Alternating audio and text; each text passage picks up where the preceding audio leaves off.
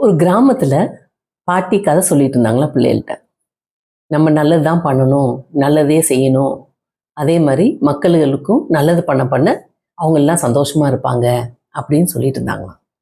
சொல்கிறப்ப ஒரு பையன் எந்திரிச்சு, பாட்டி நீங்கள் நல்லது பண்ணு நல்லது பண்ணுன்னு சொல்கிறீங்க, நல்லது இங்கே தாங்க இருக்குது, அதை எடுத்துட்டு வந்து எங்கள்கிட்ட காமிங்க அப்படின்னு சொன்னாப்லையா. சரி, உங்களுக்கு நான் ஒன்று சொல்கிறேன், அது செய்கிறீங்களா அப்படின்னா எல்லா பேருமே தலையாட்டினாங்களாம். ஒரு கூடையை கொடுத்து நீங்கள் போய் உங்களுக்கு பிடிச்சதெல்லாம் எடுத்து உள்ளே போட்டுட்டு வாங்க அப்படின்னு சொன்னாங்களாம்.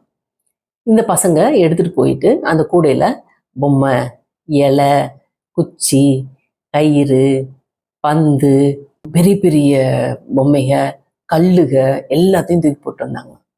ஆனால் வரும்போது தூக்க முடியாமல் கஷ்டப்பட்டுக்கிட்டு தூக்கிட்டு வந்தாங்களாம். தூக்கிட்டு வந்து இங்கே வச்சோடனே பாட்டி கேட்டாங்களா, என்ன எல்லாம் கொண்டாந்துட்டீங்களா அப்படின்னு. ஆமாம் பாட்டி எல்லாத்தையும் கொண்டாந்து, ஆனால் தூக்க முடியல பாட்டி, ரொம்ப கஷ்டமாக இருந்துச்சு பாட்டி அப்படின்னு சொன்னாங்களாம். அப்போ பாட்டி சொன்னாங்களா, சரி இது ரொம்ப கஷ்டமாக இருக்குன்னு சொல்கிறீங்க, இதெல்லாம் அப்பப்போ சந்தோஷத்தை கொடுக்கறது தான். பொம்மை அப்பங்கே விளாண்டு நீ தூக்கி போட்டுருவ, கல் அப்பங்கே விளாண்டு நீ தூக்கி போட்டுருவ, கயிறு அப்பங்கே நீ தாண்டுவ அதோட முடிச்சிருவ. இதே மாதிரி தான் கம்ப்யூட்டரு, மொபைலு எல்லாமே. அதே மாதிரி சின்ன சின்ன விஷயங்களுக்கெல்லாம் நம்ம ரொம்ப இம்பார்ட்டன்ஸ் கொடுத்தோம்னா என்னாகும், நம்மளோட சந்தோஷம் அப்பங்க தான் இருக்கும்.